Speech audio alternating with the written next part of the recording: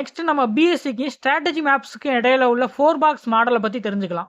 பிஎஸ்சியா இருக்கட்டும் இல்லைன்னா ஸ்ட்ராட்டஜிக் மேப்ஸா இருக்கட்டும், ரெண்டுமே ஸ்ட்ராட்டஜிக் பிளான்ஸுக்கு பெர்ஃபார்மன்ஸ் மேனேஜ்மெண்ட்டுக்கு யூஸ்ஃபுல்லா இருக்கு. பட் 2 டூலுக்குமே சின்னதா கொஞ்சம் வித்தியாசம் இருக்கு. அது மட்டும் என்னன்னு பார்த்துக்கலாம்.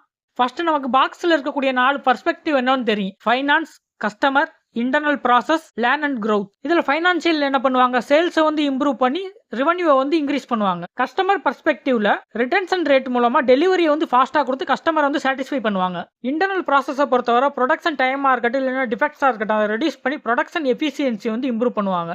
அதே மாதிரி லேர்ன் அண்ட் growthல பார்த்தீங்கன்னா எம்ப்ளாய்க்கு தேவையான ட்ரைனிங்ஸ் எல்லாம் கொடுத்து அவங்களோட ஸ்கில்ஸை வந்து இம்ப்ரூவ் பண்ணுவாங்க. ஸோ இந்த 4 பெர்ஸ்பெக்டிவ் நமக்கு ஆல்ரெடி தெரியும். ஸோ ரெண்டுக்கும் இடைப்பட்ட டிஃபரன்ஸ் என்ன?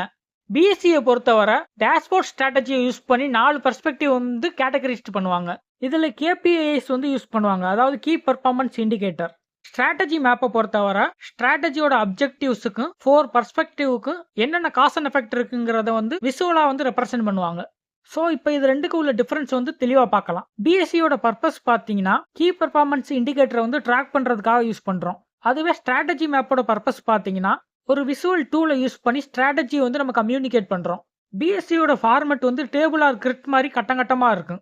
அதுவே ஸ்ட்ராட்டஜி மேப்போட ஃபார்மெட் பார்த்தீங்கன்னா ஃப்ளோ சார்ட் இல்லைன்னா டயக்ராம் மாதிரி இருக்கும். பிஎஸ்சியை பொறுத்தவரை ஒரு அப்ஜெக்டிவோட மெஷர்மெண்ட் வந்து ஃபோக்கஸ் பண்ணியிருக்கும். ஸ்ட்ராட்டஜி மேப் வந்து ஒரு அப்ஜெக்டிவோட காஸ் அண்ட் எஃபெக்ட் வந்து ஃபோக்கஸ் பண்ணியிருக்கும்.